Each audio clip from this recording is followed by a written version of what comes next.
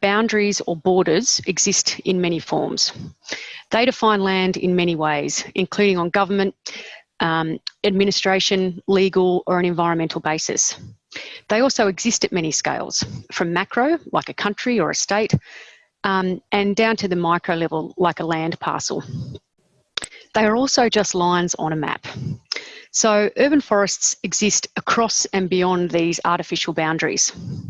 So I suggest that when we start to think strategically about our urban forests, it may help us to ignore these boundaries, or at least look through them, to find better ways to interpret and communicate data for managing the urban forest now and into the future. Each type of data can be used in different ways to gain insights into the urban forest.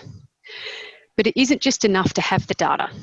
So we need to use the data in creative ways to drive strategic change towards increases in canopy cover.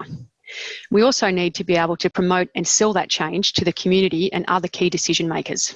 The alternative that we've developed is something we're calling the urban tapestry approach.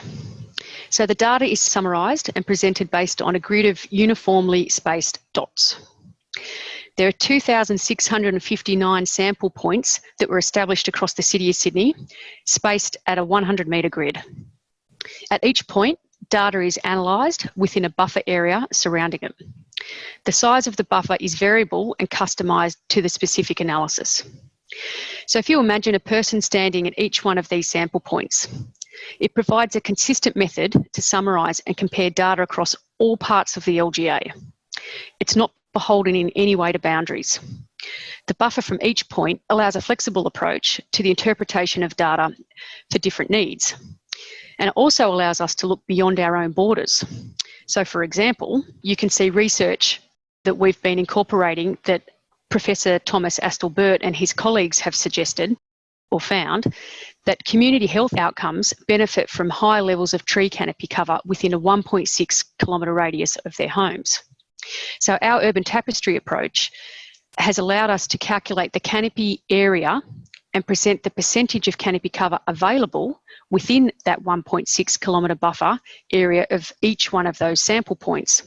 So you can see there that 1.6 kilometre radius is actually quite a large radius for the size of the City of Sydney LGA, which is about 26 square kilometres. It's important that we interpret data in creative ways to inform and present our urban forest strategies and our greening strategies. And we need to look for these opportunities to get the data that guides the operational decisions. They need to be informed decisions. And I think as we're all getting far more familiar with technology and we're getting far more fluent in the language in terms of data and systems and visualisation, that these opportunities are becoming more and more important and apparent, and it's going to be fantastic to see how our industry as a whole can start to leverage this. Because at the end of the day, I think we all want to strive for equitable and resilient greening. It's really important that everyone in the community gets to share the benefits that greening, and particularly canopy and trees, provide.